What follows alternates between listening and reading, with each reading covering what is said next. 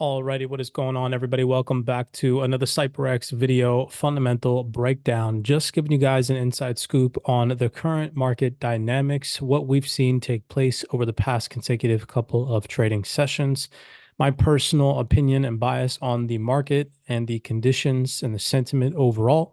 So if you all enjoy these video breakdowns, again, showing you all information that the mainstream isn't really going to bring to you guys, via covering risk on, risk off sentiment, do us a favor, smash that thumbs up button and subscribe. So, all in all, in a nutshell, today, we are still seeing risk on market mood. However, we're not seeing a resurgence in recovery or strong recovery in the prices of digital assets.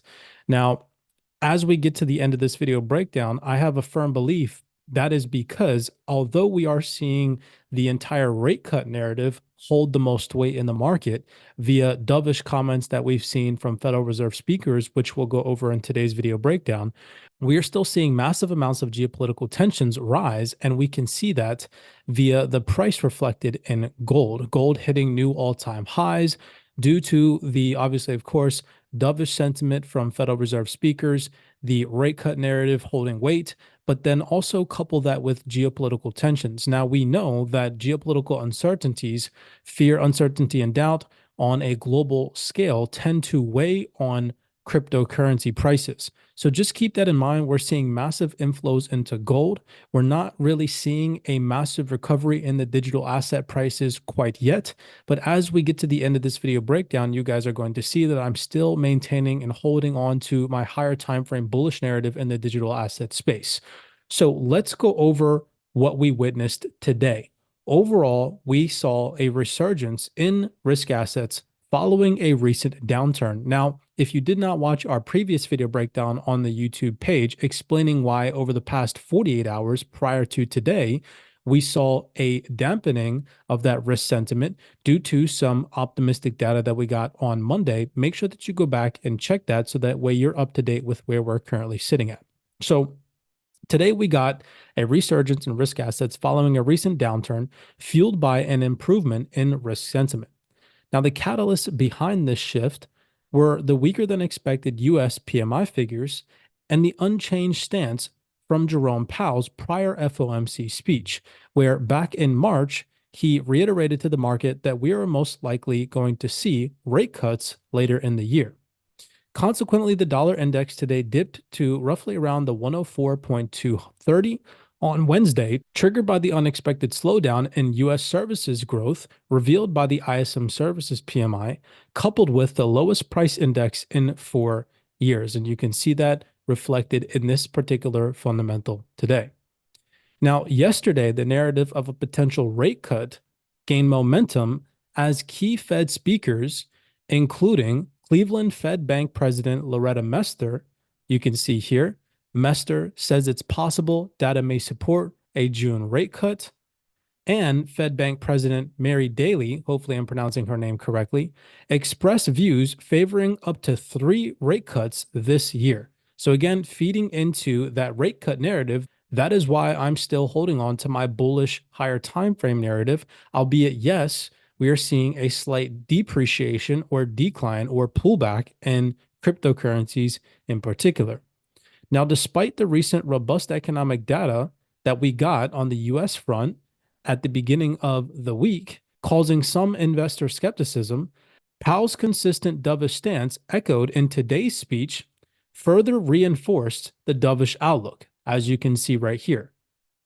Powell reiterated that if the economy evolves as the central bank expects, most Federal Open Market Committee participants see it as likely appropriate to begin cutting the policy rate at some point this year, while also stating the Fed continues to believe that the policy rate is likely at its peak for this cycle.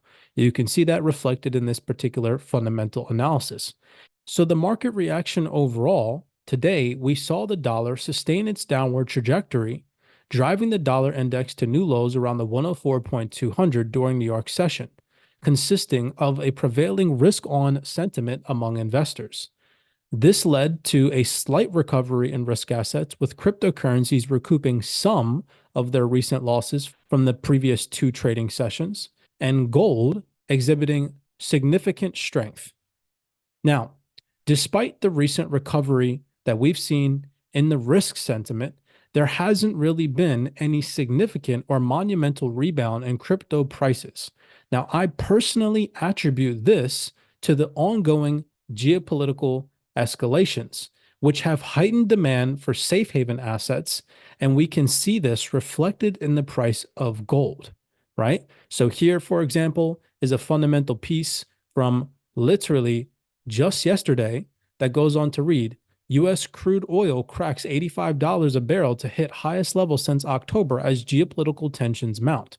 And one key highlight from this, it reads, Ukraine on Tuesday struck one of Russia's largest oil refineries with a drone attack on the highly industrialized Tartustan region of southeast of Moscow. We also saw just on April 1st, Iran says Israel bombs its embassy in Syria and kills commanders.